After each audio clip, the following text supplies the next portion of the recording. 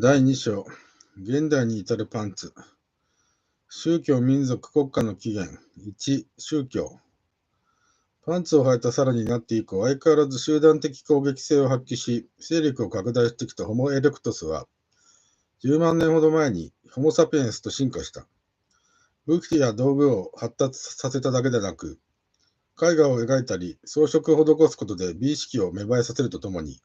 祭礼らしきものを行うようになり、精神活動を発達させていった。このような文化的進化がかつてダナキューの島で起こった生物的進化に匹敵するほどの目覚ましいスピードで進行し、やがて生物的進化をしのぐようになっていく。そして途中からは様々に問題のあった生物的進化に苛立ったためか、引っ込んでるとばかりにそれを抑えてしまう。最も大きな発明は言語である。言語こそ、この時期の人類が身につけた最大にして最強の勝負パンツであり、人をその他の霊長類から分かつものであった。言語を獲得したことにより、人はこの後、様々な派生的なパンツを履くこととなる。意思疎通のための言語システムが確立され、人はますます拡大成長し、やがて自分たちのアイデンティティの基盤となる宗教を成立させた。宗教というパンツを身につけることによって自分たちは一体どういう存在なのか、説明できるようになった。自分たちに都合の良い勝手な説明も生まれた。というより、そのために言語や宗教が必要になったと言ってもよい。アフリカ第一交代の北の切れ端、つながっているという説もある。に位置する死海ヨルダン地溝の周辺では、人が猿から別れた時期に起こった天変地異の記憶、真相が特に鮮明だったのだろう。この出来事を基礎にしたと思われる天地創造説を中心にした世界観が生まれた。旧約聖書の物語である。同じ旧約聖書を起源とするユダヤ、キリスト、イスラム教では、神の敵たるサタンの存在を教えている。このような存在は善なる者の敵であり、抹殺しても良いとしている。ユダヤ教徒が自国領を失って以降生まれたタルムード。二つのものがあるがよく用いられるのは5世紀末成立のバビロニア・タルムードだ。がその最もいい例だ。要するに異教徒に対し異常に攻撃的である。ただしそれは基本で自分たちが生きるために異教徒を利用せねばならぬ時には寛容になる。領土拡張時のイスラム教や異教徒を兵として使わねばならなかった7、8世紀のカザール帝国など。つまり世のため人のためには積極的に敵を殺せということが許され奨励すらされる。このような殺戮の奨励はたとえ経典の中に明文化されていなくとも、誰の目にも明らかな形で伝えられている。そして実はこれこそが民衆の心を捉える上でキーポイントである。人の持つ攻撃性が嬉しいことに解放されるからだ。またこのような善行のために、自らの命を犠牲にするのは尊い行為だとも教えなくてはならない。過剰の投人によって得られる究極の快感は、他人のものではなく自らの生命そのものを投入するということから得られることもある。各宗教の秘義と言われるもののほとんどは形こそ異なるが、その方法を伝える。かくして他の宗教に比べれば平和的な仏教でさえ、法隆寺の玉虫寿司に描かれた、捨て身取らずのように、自らの身を虎の絵として投げ出すような修行もある。また、静かな形ながら自分で自分の肉体的存在を投人する即身成仏というのもそうだ。敵を殺すことを奨励するばかりか、そこに快感を見出す人の差がは、人が人であることの根本をなす問題だ。仏教にさえ残されているそれは集団となってアファールから南下していった我々の祖先の記憶と合致するものであり、その時の快感を思い起こさせる。仏教を除く世界三大宗教が、時の為政者、征服者の勢力拡大に伴って広まっていったのは、為政者たちがこの攻撃性を利用したためである。あるいは宗教の方から権力者を利用していった。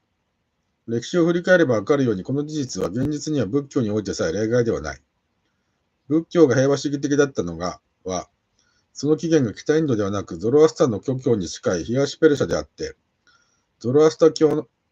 非常に多種類あるとの対応関係によるものとの説もある。歴史上の大遠征と言われているものは、そこに宗教上の理由が絡んでいることが多い。さらなる根源には、アハールから遠征してきた快感の記憶が存在している。このような記憶が一体どのようにして我々にまで伝えられてきたのか、これについてはいずれ間違いなく、そのような役割を担った遺伝子が発見されることで、解明の手がかりが得られるであろう。おそらくは攻撃性と快感の遺伝子である。その2、民族国家。かくして人はまずは言語を共有することで同族意識を発達させ、さらに起源神話を作り出すことで自分たちの集団のアイデンティティの根拠を獲得した。この民族という概念を軸にして国家という制度が作り出された。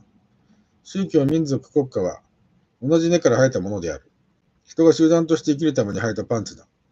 この3点セットの起源は穀類の集団的栽培工作の起源、中近東の麦作である。紀元前7000から8000年ぐらいである。その歴史は最大限遡ってもたかだか1万年ぐらいである。この1万年の間に国家というパンツは巨大なものへと成長したが、現代において力を失いつつあり、有効性喪失の危機に瀕している。工業技術などのテクノロジー自体は発展する余地があるが、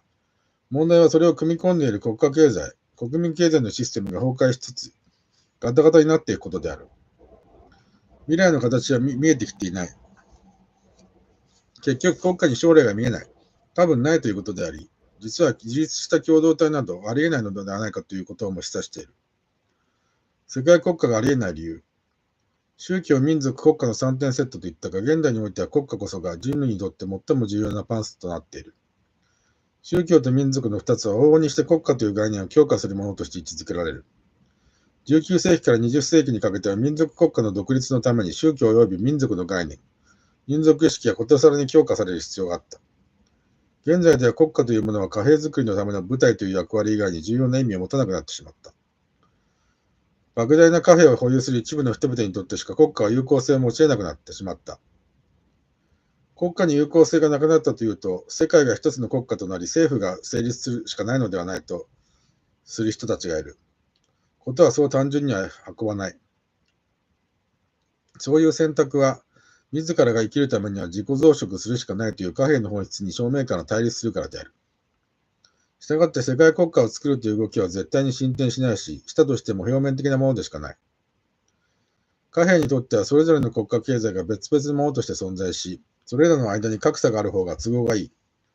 むしろ貨幣にとって国家の存在意義とはそれを維持してくれることにあるし、できたらむしろその格差を拡大してくれることにある。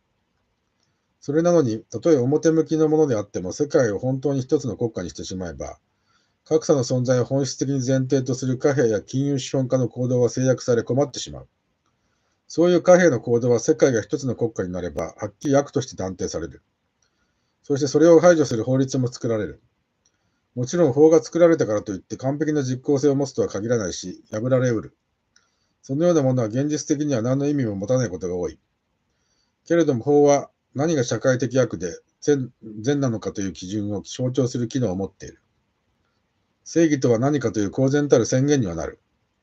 現在のところ貨幣や金融資本を支配しているのはユダヤ人の中の権力派グループであるが、貨幣や金融資本の行動が法律的な悪と規定されることは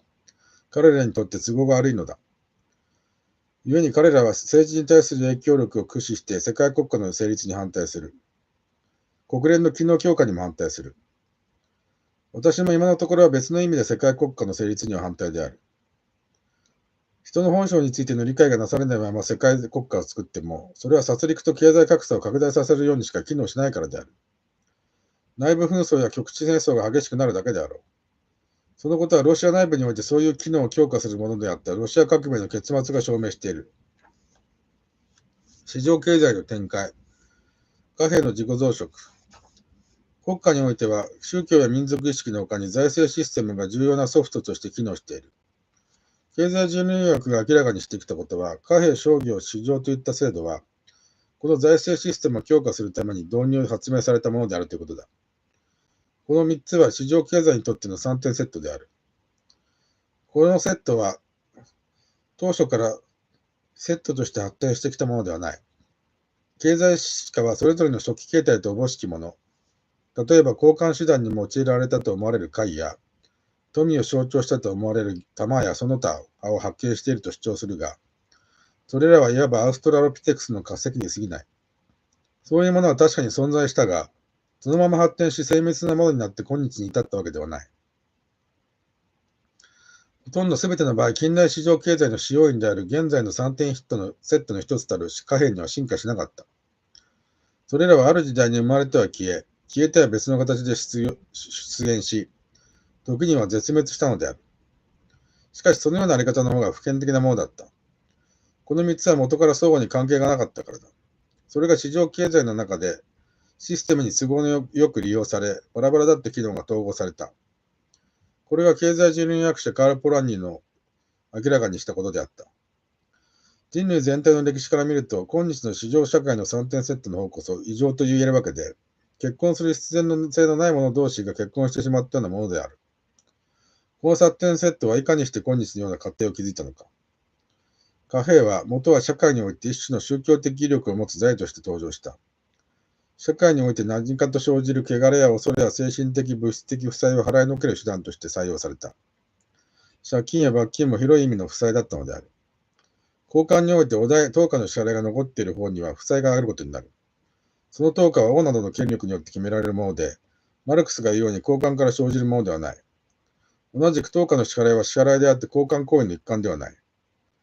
紀元前2000年くらいから古代メソポタミアの各地で信仰されたミトラ神は契約の神だった。その名称は計測を意味するメールから来ていたが、等価を司ることにもなった。やがてセム語で主を意味するバール神や太陽神と融合し、万有の原理や光明を表す神となった。慎重な学者は古くからのミトラ信仰と紀元前2世紀ぐらいから始まったミトラ教を結びつけるのに消極的だが、各種のミトラ信仰は文明や経済の発展と結びつき、次第にいわゆるミトラ教やマニ教や弥勒教となっていったのである。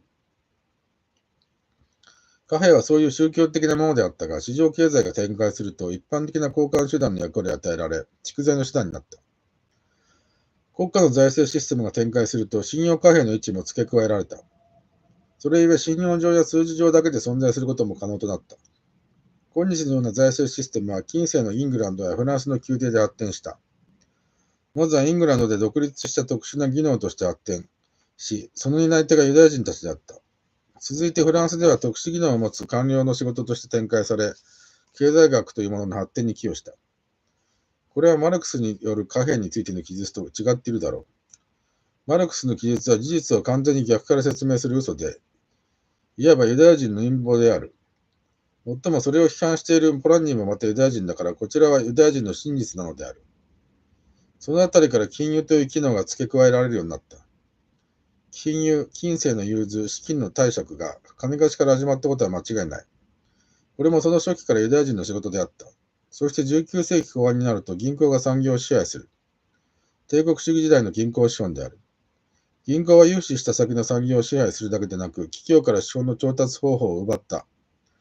元来は資本の売り買い市場だった株式市場から資本市場としての機能を奪い去った。19世紀のマルクスは株式の売り買いは資本の売り買いだと考えていた。現在発展した株式市場は資本市場ではなく証券市場となっている。その市場は投機と情報操作によって金が金を生む。金によって金を生むための場所になった。マルクスはまた、貨幣が生産過程に投ぜられた結果、より大きな貨幣を生むと言った。いわゆる G、P、G' という有名な式である。この式も現在では当てはまらなくなっている。貨幣は生産過程 P を飛ばして G' という状態を作り、拡大しなければ生きていけない状態に変わっていった。そうなったのはわずか半世紀ほど前のことに過ぎない。第二次世界大戦後のことである。我々はギリシャのアリストテレスが交換をもとにした経済が始まる現場を目撃していたように、貨幣が生産過程を外して、貨幣が直接貨幣を生まなければやっていけないような経済制度が支配的になる現場に立ち会っている。そのことの意味を経済学者も理解していない。それは経済学者が人の生命の意味を理解していないからだ。経済活動の基盤が人の生命活動の基盤と密着しているということは、私が1970年代から言い続けていることだが、理解されているとは言い難い。ユダヤ権力派としてのアシュケナージ。貨幣が生産過程から外れていったとき、その歴史上の担当者はユダヤ人であった。彼らは今も世界経済を牛耳る金融資本家である。莫大な資本を保有することで銀行業、証券業、情報産業を支配。その資本の行く先が世界経済の動向を支配している。すべてのユダヤ人を指すわけではない。2000数十年前のパレスチナにいたアブラハム、イサク、ヤコブの子孫、つまり人種的に正当なユダヤ人であるスパラディというグループは、ここでは破訳である。主役はアシュケナージという最初は10世紀から登場したが、13世紀以降の東欧に突然大量に登場したユダヤ人たちだ。その中でも原理的ユダヤ教、イエス・キリストが批判したユダヤ教を報ずる人たちではなく、後世にできたタルムードやトーラ、律法を強く報ずる人たちである。さらに言えば、ポーランドや北ドイツで迫害されたユダヤ人庶民でもない。中世の時代から金融を生りとし、情報力と資金力を持ち、ヒトラーの狂気からも逃げ去ったアシュケナジの中の権力家である。彼らは19世紀から新聞をはじめとする情報産業を支配し、莫大な資金力によって上流階級に参入した。学問の世界にも意図を持って参入する。そして自分たちが支配するマスコミや学会を通じて、第二次世界大戦中のヒトラーによるユダヤ人庶民の大虐殺を喧伝し、イスラエルを無理やり建国させ、パレスチナ人に対する虐殺行為の正当性を論じた。第4章で述べるように、科学哲学者のアーサー・ケストラは元は、現在はユダヤ権力家が中心を握るシオニズム運動の担い手の一人だった。大学入学後、シオニズムの新聞社に勤め、スペイン内戦の取材に赴いて政府側に捕らえられた。共に捕まった市民軍側の仲間は全て死刑になったのだが、彼だけは釈放された。何らかの大きな力が働いたからである。この事実は彼の心に重荷となってのしかかり、後にアシュケナジユダヤ人の出自を明らかにする書物を命がけで書くことになる。その書物第13種族の中で彼は、ユダヤ人問題の解決のためにイスラエルの建国に反対すると、暗黙のうちにではあるが、その意図するところを述べている。要するに、アシュケナージユダヤ権力家は第二次世界大戦前から情報においても資金においても力を持っていた。現在でも数的には少数の彼らがイスラエル国内のみならず、ユダヤ人全体を牛耳っているのが紛れもない事実である。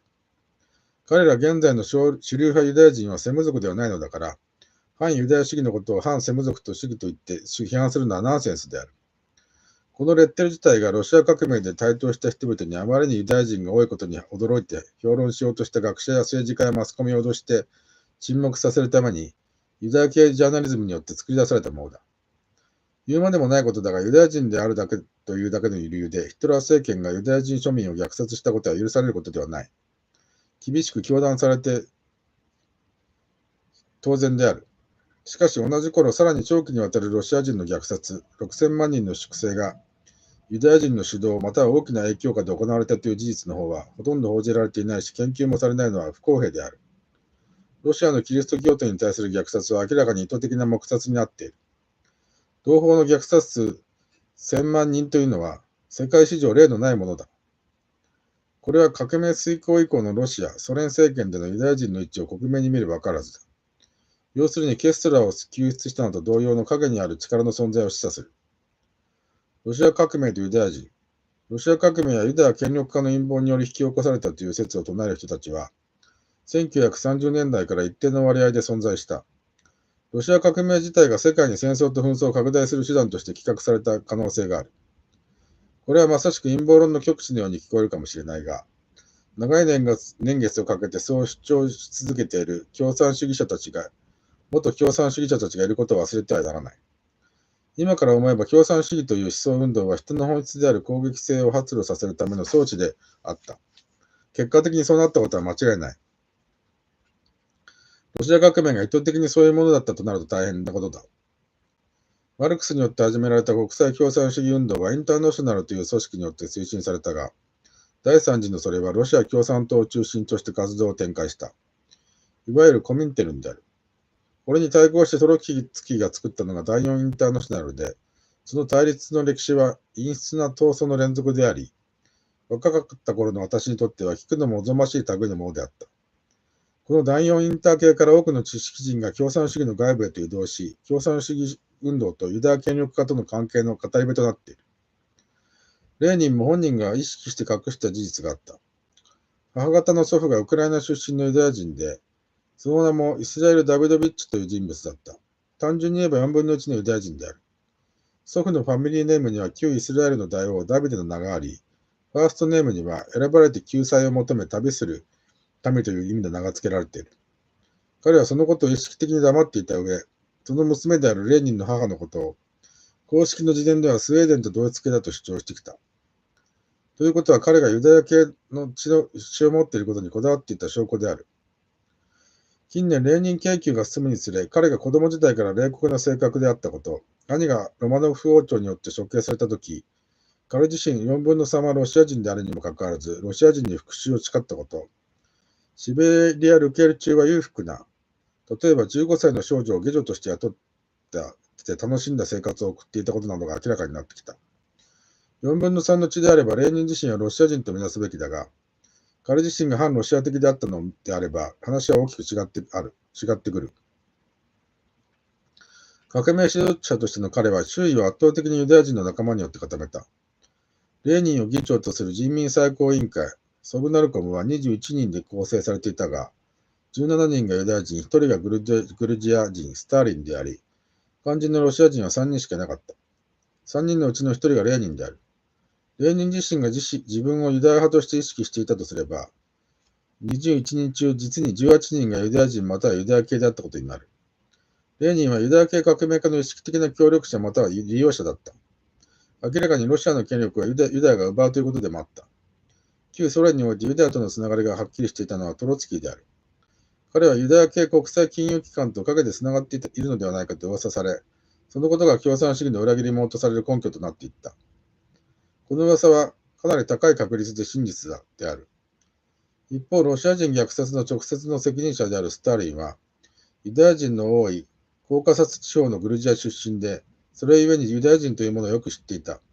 そしてトロツキーと対立する党内の立場から、当初は公然たる反ユダヤ主義者として振る舞っていた。しかしトロツキーを追放して自らが権力を掌握すると、今度は権力のためユダヤ人権力家と手を組んだ。スターリンの一番の側近は、カガノビッチというユダヤ権力家につながるユダヤ人であった。ということは当時はニューヨークのウォール街につながることを意味した。スターリンは妻が都合よく走り焼きの遺書まで残して急逝すると、カガノビッチの妹と再婚してユダヤ権力派と同盟を結んだ。スターリンの最初の妻はスターリンと2人だけの夜の部屋で死んだのであって、こういう場合、スターリンが妻を殺したのだろうと推定することは構造的な当然であり、陰謀士官に立たなくても可能である。先に述べたロシア人虐殺の責任者は悪名高き内相ベリアであるが、彼は明らかにユダヤ人である。つまりロシアでの一般ロシア人の虐殺は、スターリンがユダヤ人勢力と同盟を結び、ユダヤ人の主導の下で行われた。ここではユダヤ人はドイツとは逆に加害者となっている。ついでに言えば、スターリンは最後にユダヤ勢力と手を切り、ユダヤ人弾圧に乗り出した。なぜロシアで社会運動にユダヤ人が登場するといったことが起きたのかについては、2つの理由がある。一つは冷戦であれ、熱戦であれ、膨大な軍需と資金融資先が確保される戦争は、貨幣の増殖に必要なものだからである。すでに自己増殖の必然性を認識していた貨幣の命令であるということだ。二つ目はロシアがユダヤ人の本来の本拠地であったからである。時事章で述べるように、アシュケナージユダヤ人の文化的要素がロシアに浸透しているのには根本的な理由があった。影の組織は存在していてもいなくても、本質は変わらない。旧ソ連とユダヤ勢力との関係を研究する者は、レーニン、トロツキー、カガノビッチ、ベリア、ジューコフ、戦後、スターリンを暗殺して全権を掌握したベリアを逮捕・銃殺した国防大臣らユダヤ人たちの動きを個別のものとは見ずに、背後に何らかの組織あるいは司令部が存在するという説を立てることがよくある。これが陰謀史家になる。私にははっきりしたことは言えない。組織があろうとなかろうと大枠の理解に影響はないと考える。そういう仮説が出ること自体は科学的な思考、推論の結果の一つとしてあり得るだろう。以上の人物のうちユダヤ人であることが公然と語られているものと非公然と隠し込まれているもの、例えばジューコフとの2種類あることには何かがありそうにも思われる。ともあれ間違いなくロシア共産党及びドイツのナチスについては、ユダヤ人グループによるあまりにもおかしな動きが多すぎる。これら現代史についてはユダヤ勢力の陰謀説と頭から無視することの方が非科学的な態度であろう。そこで多少強引にであっても、ユダヤ人金融資本家の側に一定の意図があったと想定してみよう。そういう視点から見てみると、このロシア革命の導火線となった日露戦争において、ウォール街のユダヤ金融資本家が日本に異常に肩入れをしたのはなぜか、その意味が見えてくる。当時の日本政府は戦費のために必要な借財を13億円と想定した。3分の1にあたる4億円、当時のレートで2億ドルがユダヤ金融資本より融資されている。この融資はニューヨークのクーン・ロエブ商会のヤコブ・シフという一人のユダヤ人金融資本家、ロスターチャイルド系の大番頭で後独立の働きにより実現したもので、シフは日本国天皇から叙勲もされている。それ以外にもユダヤの対日本協力シフトが敷かれていたとしてもおかしくない。ユダヤのこのシフトは反ロマノフのシフトである。ちなみにこの問題を日本側で仕切ったのは江戸絵師の息子で財政家の高橋是清だった。彼は若い頃酒と女に溺れて教師の職をクビになったり、アメリカに留学した時には人に騙されて奴隷として売られたり、ペルー鉱山の登記に失敗したりした。極めて山っ気のある面白い人物であった。彼が226事件で暗殺された時、若い愛人と裸で寝ていた。見かねた暗殺側の青年将校が着物を掴んで、高橋是清と言ったというジョークは、彼の本質をついていて有名である。彼は意識的にユダヤ人に協力させたと思われるが、証明する資料は見つかっていない。ロシア革命前、レーニン・トロツキーの運動資金源がシフであったということも公然と語り継がれている。シフは2人に当時の金額で2000万ドル分の金塊を供与した。ちょっと時間は遡るが、1848年、メキシコが対アメリカ戦争に負け、今日のニューメキシコ、ユタ、ネバダ、アリゾナ、カリフォルニアを売らされた値段が1500万ドルである。2000万ドルとは大変なお金だ。これらの事実は、過剰な貨幣が行き場を失ったのは、冷戦終結以後だろうという私の説に、時期的な前倒しを要請するものであるが、時期は本質的な問題ではないだろう。金融資本の総資金量が20世紀前半においてすでに過剰になっていたのであれば、このことから貨幣は紛争と戦争を意図的に求めていたことになる。そしてロシア革命は革命の本来の目標の一つであるべき貧富の格差是正とは全く正反対の方向へと国を動かし、国家間民族間の対立を深めるために企画された壮大なインチキだったことになる。しかしこれは個別の政権、特定の指導者の過ちとして片付けられるものではない。その原因の一つには人の本質である攻撃性を解放するというマルクス主義自身が必然的に持たざるを得なかった誤謬があったであろう。その一方、すでに過剰となってしまっていた貨幣自身が行き場を求め、本来の目標とは逆の動きを加速させたと見ることもできる。この二つの大きな動きが相まって、貨幣、金融資本や資金資本は、レーニンやトロツキーの動きを自らにとって都合の良いものと判断して支援し、革命家の側はそれを利用したのである。これらの行動は組織がなくともロスチャイルド家とその一党が存在すればできる。陰謀がなくとも意思があればできる。けれど陰謀があった方がより効率的にできることも事実である。第一次世界大戦前の戦争はそのほとんどが二国間のものであった。その意味でも国際金融資本にとってはロシア革命は都合のよい出来事だったことになる。そこから推測して共産主義運動自体を資本の陰謀であるとみなす説さえ存在すると言った。私はこれを正面から検討する力を持たないが、金融資本が覚醒していれば、共産主義運動を歓迎し、資金協力することは十分にあり得たはずである。そう考えると、当時の日本政府諜報機関がレーニンを徹底的に支援したことの意味も改めて見えてくる。戦前西軍を通じて日本の諜報活動が世界的に見て有効だったと認められた例はあまりない。失敗例はいくらでもあるが。ところがレーニンに密かに資金を供与した日本側の担当者である明石源次郎大佐は、その勲功により、後にその部門最高位の将軍に昇進している。またその対ロ活動の覆名書も当然エキス抜きながら残っている。最後に残った財と資金資本。さて、貨幣の側は第一次世界大戦以前は重工業を支配することによって力を持った。やがて銀行が産業資本と一体のものに転化し、金融資本が成立したとき、レーニンはそれを帝国主義の基軸だとした。金融資本という言葉自体も基本的には彼が作った。だが私はこれ以降、金融資本という言葉に変えて、資金資本という語を使うことを提唱する。なぜなら、レーニンが作った金融資本の定義は、レーニンの時代にすでに役割を終え、資本はすでに金のための金づくりの運動へと転化していたからだ。金融というと一応は資金を融資することをイメージする。資金の融資も実際に行われていた。融資された先の産業が生産を行い、剰余を獲得するということも確かにあった。しかし、資本はすでに生産過程の有無を無視し、ただ金を貸し、金を取り立てていたのである。自己増殖のためには何でもやるようになっていて、その主軸は大企業ではなく、国家を相手に資金を貸したり投資したりすることに移った。後にレーニンの影響をもろに受けた経済学者は、国家と産業の癒着融合の意味を大げさなものとして宣伝し、国家独占資本主義という語を作ったが、巨大化した資金である資本は、軍需以外の産業など抜きにして国家そのものをも商売の対象にしたのである。例えば、シフトなその仲間のユダヤ人資金資本家はアメリカ合衆国を舞台にして独自の中央銀行制度を作らせる。連邦準備制度、フェデラルリザーブというものだ。これは国家の貨幣を仕切るものなのに、国家のものでなく半分以上独立し、政府はアメリカの貨幣たるドルをそこから借りて使う形になっている。貨幣発行権も公定売買の決定権も政府ではなくフェデラルリザーブが持っている。なんとも頭の良いやり方でそれを仕切る資本家、もちろんユダヤ人は絶対に儲かる。このシステムをやはりユダヤ人系のケネディが変えようとして暗殺された。ケネディは自分の王朝を作ろうとした。このような資本とそれを持つ者たちの動きをレーニンが知らぬわけはなかった。それを目いっぱい利用していたのだから。こういう資本は絶対に金融資本などと呼ばれるものではない。ファイナンス、つまり金融に行かないこともないが、そもそも何が主たる業務であるということもなくなった。資金の自己増殖のためには何でもやる。これは明らかに資金資本と呼ぶべきものだ。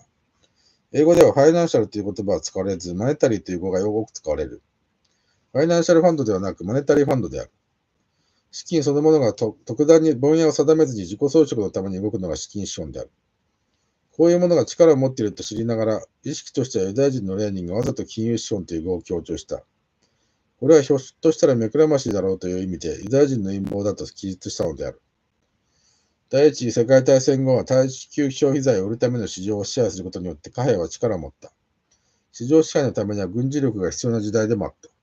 そこにおいて貨幣は軍需産業という基盤を見つけた。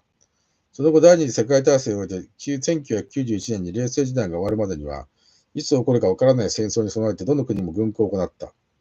戦争の脅威は現実のものだった。一体どのくらいの金が軍港のために注ぎ込まれたのか。今後も正確な数字は出てこない。当時の重要機密は今でも厳重に守られていた。これについては超優秀な研究者の登場をぜひとも期待したい。そこでは兵器の開発だけではなく、兵器を有効に使うためには欠かせない情報機器の開発も推進された。敵に先んじて情報を収集分析するニーズがあった。コンピューターの発展は副産物であり、ここでもユダヤ人資本家と学者が多くに役割を果たした。そこには当然ユダヤ人とは一体誰なのかという問題が浮かび上がってくるであろう。軍需産業の他にもう一つ第一次世界大戦後に急速に力をつけた財がある。エネルギー、すなわち石油である。この財の確保のため、帝国主義による対外支配の具体的方向は中東に向かったのだし、ユダヤ人によるイスラエル建国もあった。シリアとイラクに一種の民族主義的社会主義の政権、復興社会とイラクではフセインのバーストの政権が生まれるまでは、ユダヤ人とアメリカやテキサス石油資本の合体である大石油会社が、このエネルギー財で商売していた。1970年代までそれらはただ単にメジャーと呼ばれ、その後はアメリカの野球リーグではなく石油資本を指す言葉として流布していた。ところがフセインは、アメリカ、テキサス、ユダヤの合同権力であるメジャーを一旦中東から追い払った。その時の憎しみと具体的な石油利権への欲望が21世紀に入ってからのアメリカによるイラク攻撃とつながる。イラク戦争がユダヤ資金資本と手を組むアメリカ・テキサス石油資本と、ネオコンと呼ばれる新保守主義派との協力によって推進されたというのは、アメリカ政治のウォッチャーにとっては常識だ。このネオコンとは、ネオコンサバティブ、新保守主義の略で、イスラエルの二大政党の一つ、強硬派の右翼政党連合リクードとつながっている。これくらいのことはテレビでも簡単に言及されている。このネオコンがもともとはトルツキ派の国際主義組織から誕生したことはトルツキー研究者以外誰も知らない。トルツキーが作った第4インターナショナルのアメリカ支部は分裂を繰り返し、そのうちの一派が第4インターから離れ、アメリカ社会主義労働者党を作った。この党はニューヨークの知識人を中心に1940年に結成され、この人たちがネオコンの起源である。しかし社会主義労働者党といえば左翼である。それがなぜ信とは銘打っても保守主義、つまり右翼になるのだろう。疑問は当然だ。だがこれもイスラエル支持、ユダヤ資金資本支持という切り口から見れば、ごくすっきり理解できる。マイケル・ムーアの真実。話を戻すと、イラクを攻撃したアメリカ大統領はテキサスの出身であった。1846年、48年の米北戦争の時の大統領もテキサス出身の J. ポークだったからだ。米北戦争はメキシコの領地の一部を欲しがっていたアメリカがメキシコに難癖をつけて起こした戦争だった。勝ったアメリカは昨年に述べたようにカリフォルニアとニューメキシコ他を1500万ドルで譲渡させた。またそれ以前に共和国として独立していたテキサスを完全に合衆国連邦に加盟させることに成功した。つまりこの戦争で奪った領土をもってアメリカはほぼ今日の姿となった。この時国民の感情を戦争賛成に向けて戦場的に煽ることで政府の後押しをしたのがウィリアム・ランドルフ・ハーストの新聞だった。言うまでもなく全米のメディアを後に支配することになる新聞王である。ハーストというのはロスチャイルド家の一分派がその名を変えた名字である。ユダヤ人とアメリカテキサス資本とのつながりは最低そこまでは遡れる。ユダヤ人権力家は本当に影の組織、司令部があるのなら、そこの秘密図書館には、アメリカ合衆国と俺たちが意図的に作った国だという文章が残っていてもおかしくない。ただ、米北戦争直後の南北戦争でユダヤ人資本家は北軍に加担する。そのため、ごくしばらくの間、テキサス以外の南部でユダヤ人はアングロ作戦系による差別に遭うのである。2004年夏、マイケル・ムーアの映画歌詞911がヒットした。その中ではブッシュとビンラディン家のつながり、あるいは石油資本と軍需資本のつながりについて強調されていた。しかし、ユダヤ資金資本とのつながりについては触れられていない。あえて隠したのだろうか、逃げたのだろうか、いずれにしても解せない話である。推測できるのは、映画界もまた情報産業の一環としてユダヤ資本に牛耳られているという事実が影響しているのではないかということだ。配慮が与えられたということでもある。マイケル・ムーアが歌詞911で、これでもかというくらいに描いたように、仮にブッシュ個人が能なしであったとしても、その背景には長くて深いユダヤ・テキサスメディアの関係がある。少なくともブッシュはその関係の中で重要なポジションとしてのアメリカ大統領を務めることのできる人物である。その彼をひたすら馬鹿にして落ちてくるだけのような映画は、私が本当にブッシュの敵だったら絶対に作らない。そういう映画を作ることでむしろユダヤやメディアに対して配慮したのだとすれば、ムーアという人物は案外癖者なのかもしれない。現代史研究ではこうした背景はほとんどフォローしないが、歴史の節目においていつも影の主役としてユダヤ権力家の動向がちらつくのは偶然なのだろうか。偶然ではないという証拠はない。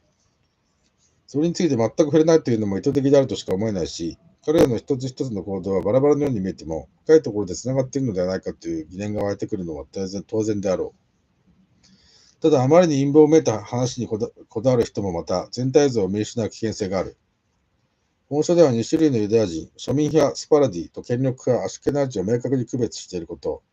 さらにはそれを人類の歴史どころか人の進化の歴史の中で位置づけていることを忘れないでいただきたい。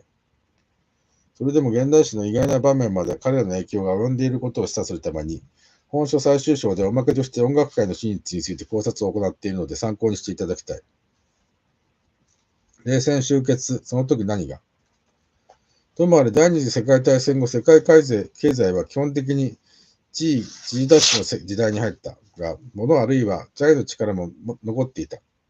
世界に流通する貨幣の総量が相対的に少なかったからである。大戦後の冷戦構造は軍事の拡大を促し、ユダヤ人資本家の資産を作り出していった。人が生きていくための基本である過剰投人という流れから見ると、多くの人々は投人するための過剰を作り出していく力をも失われているような状況に陥っていった。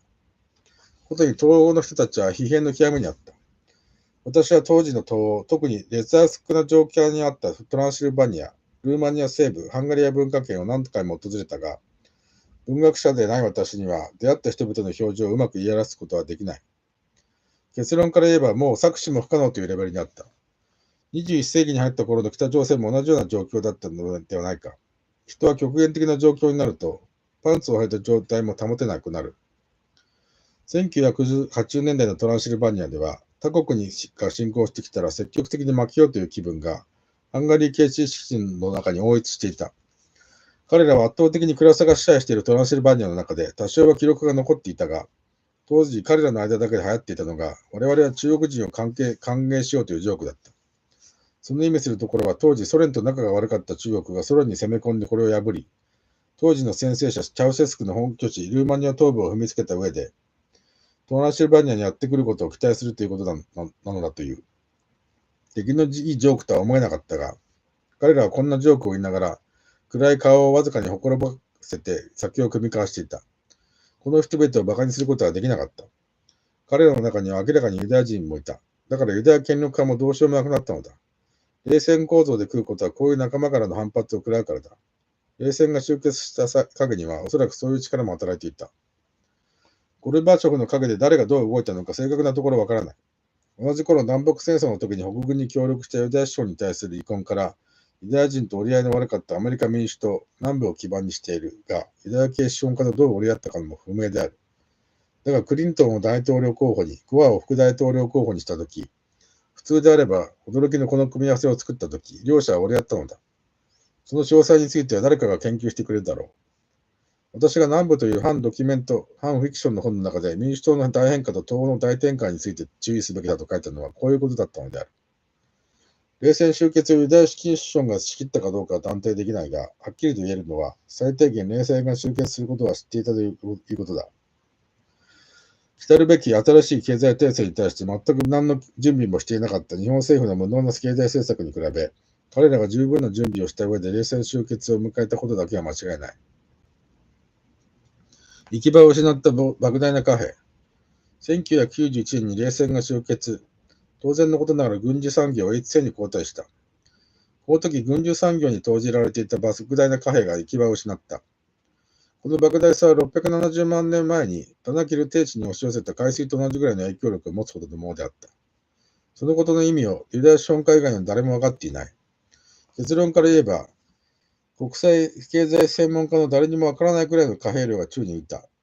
私はたった1年だけだが経済企画庁、当時の政務次官をやったことがある。経済企画庁というのはその名称の意味するところとは異なり、経済の企画などできる場所ではなかったが、ただただ数字をいじっていた。数字をいじることに関しては世界でも有数の機関の一つだった。企画ができないことなどどうでもよかった。現実の経済について調べるには世界でも最も恵まれた特権的な研究環境だった。大臣室としても十分通用するくらい広い執務室を研究室として使用し、国立一流大学の教授に出向するくらい優秀な課長を部下として活用し、当時はまだ大蔵省財務官だった榊原英介などにもたびたび質問し、この冷戦以降の浮遊資金量について調べてみた。結果、資金の一部が日本の証券市場に外資として流れ込み、株価を簡単に上下させていたことは分かった。それくらいのことは日本経済新聞にも書いてあった。それによって野村証券をはじめとする日本の証券会社がズタズタにされ、山石証券は潰れた。当時日本の株価総額は300数十兆円だったから、日本の全企業の株を 51% 以上買い占めるためには、180兆円くらいあれば十分である。生産に関わる企業に絞ればその額はもっと少なくなって100兆円もあればお釣りが来る。100兆円が一度に投入されれば株価では3500円ほどになる。その頃も今でも平均株価が1日に2000円も下がる事態が2、3日続いたら、これを市場は簡単にひっくり返る。どんな政権でもひっくり返るのだ。タイミングさえ良ければ5兆円でも大きな効果を上げるだろう。時には1兆円でも。ただしその総資金量については分からないというのが結論だった。日本の経済企画庁のいわば副大臣がその知識と情報と権力を持ってしても分からなかったのである。ということは特定の当事者以外は政府も含めて分からないということである。一般の証券アナリストや大学教授に分かるわけがない。普通の学者やエコノミストには問題の存在すら分からなかったはずだからそれも仕方がない。そこで私自身の推測だが、最低でも2000兆円はまず確実で、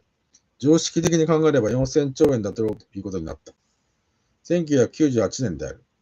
今日ならまず5000兆円はくだらないであろう。これだけの量の貨幣が地球上に存在している、そして遊んでいる。この総資金量が意味するところは、人がいつ、どこで進化したという問題と同じくらい大きい。なぜなら存在している以上、貨幣は自らを維持するために自己増殖に走らなければならない。これほど莫大な資金は生産に投入されても、自分が生きるのに必要な額の利潤を上げることはできない。だから2003年度の全世界の総生産額は3000兆円しかなく、5000兆円超という莫大な数字にはとても届かない。かつてマルクス経済学は株式市場を資本市場と呼び、そこにおける支配の問題を重要なものとして論じたが、株を支配したところで企業内決定を支配するだけであって、それがそのまま金を生むわけではない。学者は巨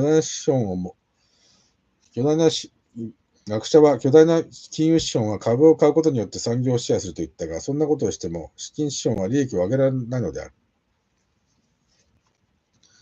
2005年になって若手経営者がラジオ放送会社を株を買って乗っ取るかどうかが話題になった。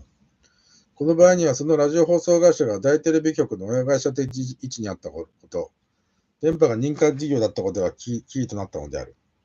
この場合、株を買う金で認可を変えるということになる。少なくとも目的があって意味のある行動だ。その若手の背後にユダヤ資金資本があることも明らかだ。そこで今度は別の角度から貨幣というものがとんでもない制御不能の大パンチになってしまっているという事態についてはっきり示さなければならない。買えるが買わずに買う道へ。グローバルスタンダードの真の意味。例えば世界第2位あるいは第3の経済大国であるはずの日本の国家予算は80兆円そこそこであって、しかもその2分の1にあたる40兆円は借金の返済、国債の償還に充てられている。国の借金総額、国債残高プラス借入金は2004年度末で750兆円を超えている。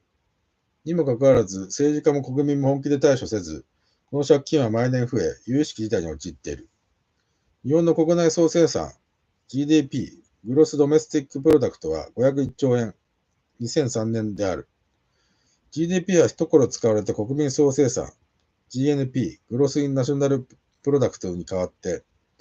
国民の経済活動すべてを表すために使われている数字である。つまりこの約500兆円が日本経済の実力ってことになろう。2、3の大きな国際資金資本が集まれば容易に買える額だ。でも買いに来ないのはそこから上がりが見込めないからだ。2005年にはうっかりすると900兆円にもなんなんとする借金を抱えている日本を今のまま買っても損をするだけである。仮に日本が売りに出されてもあり余るほどの国際浮遊資金が日本を買うことはない。日本を買っても日本の企業を買ってもコストがかかるからだ。国民に1円も収入を与えず、福祉などにも1円も出さず、個人資産を全額税金で積み上げて収奪したとしても、500兆円にしかならない。それでは資金が自己増殖しない。だからせいぜい金を貸して、国債を買って、利子を取り立てようとするだろう。そして情報を入手し、それを操作し株式市場に介入し、その稼ぎを取ろうと考える。あるいは将来、日本を何かの舞台にするときのために必要なものだけを買って整えておこうとするだろう。そのような形で日本を買うのではなく、日本を買うことを狙っているわけだ。買って生かしておいて金を絞り取るということである。さらにこれ以上借金が増えないように企業活動や金融システムを世界の、ということはユダヤ金融資本の基準に合わせようという動きが主流になってきた。これがいわゆるグローバルスタンダードである。ここまで見てきたことから理解できるように、このグローバルスタンダード化というのは、民族主義的に見れば、日本の資産をグローバル資本に売れるように標準化しようという売国運動である。日本でグローバルスタンダードという言葉が使われるようになったのは98年頃からのことで、2000年にはお題目として強化され、小泉政権に至って露骨な認の見旗となった。グローバルスタンダードに乗っ取れという主張は裏を返せば、グローバル資本に乗っ取られろというのが本意である。このグローバルスタンダード化の影にはユダヤ式資本があるぞということは、かなりの人が気づいているようで、影という言葉も使う必要がない明白なこととして指摘されたりする。それは小泉政権の陰影でもあるのだが、その背後にユダヤ資本があるということを忘れてはいけない。小泉純一郎個人は仕切ったり理解してできるような玉ではない。彼は私の大学での同期生かつ同級生であった。彼は3年になるとき落第し、格好をつけにロンドンに行ったから、実際は2年間だけの同級生である。その後私は衆議院で7年間同僚、派閥では全くの部下として働いた。途中で文藝春秋誌の同級生交換という企画に一緒に出たりしたし、私は友人のつもりで彼による改革に一時本気で期待した。だが最初からその議論が単純すぎることが気になっていた。だからいろいろ経済について教え、部下や友人が相手では小泉が真面目にならないからいけないのかと思い、優秀な経済学者にご進講もさせた。でも彼は賛成や反対をするというよりも全く反応できなかった。問題が分かっていないんじゃないのかというのがある有名な学者の採点だった。その彼が急に国際資金資本のご機嫌取りをし始めたのは、秘書官の飯島薫が黒幕を気取って動いたからだろう。その頃、1997から8年、小泉は国際資金資本のお仲間で、ユダヤ系のお仲間である竹中平蔵など、名前だって知らなかったものは絶対に間違いない。誰か影の勢力が小泉に支持してやる代わりに経済政策をよこせと持ち込んだものに違いない。私が小泉にそういうご指導をしていた事実は小泉は否定するに違いない。けれども小泉が総裁選で小渕恵三に敗れた直後、私がそういう立場にあったことは、細田博之も安倍晋三も、状況が許せば証言してくれることだろう。某有名教授たちはもちろんである。彼らもまた、なんで竹中なんかがと怪げに思ったのは間違いないからである。だから小泉とその背後が権力の座に座り続けたなら、進めようとする改革の方向は予測できるだろう。郵政民営化が郵便のあれこれなどには関係なくて、200兆円に何々とする郵便貯金の崩壊、市場への放出を狙ったものであるように、最後は日銀の民営化、つまり米国の連邦準備制度化までも行って、国際資金資本が牛耳りやすくする舞台を作ろうとするに決まっている。これはユダヤ国際資金資本のために日本を使いやすくする改革に他ならない。エセ評論家によるグローバリズムの古豪はこういう問題とつながっている。小泉政権の本質などという問題はごく小さな問題に過ぎないので、ここでは触れない。そのうち経済学もわかるまともな政治学者が明らかにしてくれるだろう。世界はいくらで買えるか。では、経済についてはどうすればよいのか。冷戦終結による行き場を失った莫大な量の貨幣を原価できるなら、それに越したことはない。あるいは必要な生産に結びついている貨幣以外を原価するという一種の特性例が出せばベターかもしれない。そういうことはできないだろう。富裕資金の総額は国家の枠などと等に超えているわけで、そんなことができるのは世界政府しかない。すでに見てきたように世界政府というものは貨幣や財の地域格差や地域紛争をなくす方向を目指さざるを得ない。そういうスローガンを押し立ててそれを正義とせざるを得ない。当然、5000兆円という有給貨幣量を減らす方向に向かうだろう。そんなことになれば貨幣は自らの存在意義を失う。グローバルスタンダード化を声高に叫んでいた勢力が、今度はこのグローバルな目標に猛然と反対する。現在の世界総生産は30万5000億ドル、約3000兆から3500兆円ぐらいである。2003年の報告による2001年の名目値。マルクス・レーニンの時代であれば、どの国がどれだけ多くの貨幣を発行しても、大国の一つも買えなかったが、今ではなんと、国際資金資本の総資金量の半分強で世界が買える。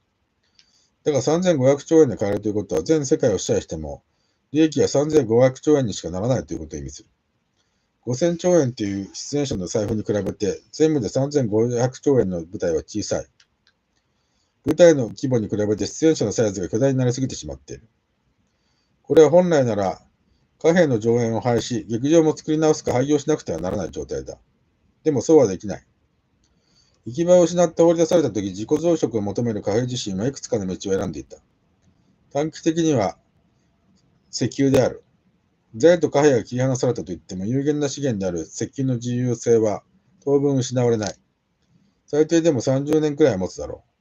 う。ということは、イスラエルが無理やり存在することの意味も当分の間は残るということである。冷戦が終結したのは1991年だから、現代のパレスチナ問題は2020年から50年の間に石油とユダヤ資金資本との結びつきが意味を失った頃、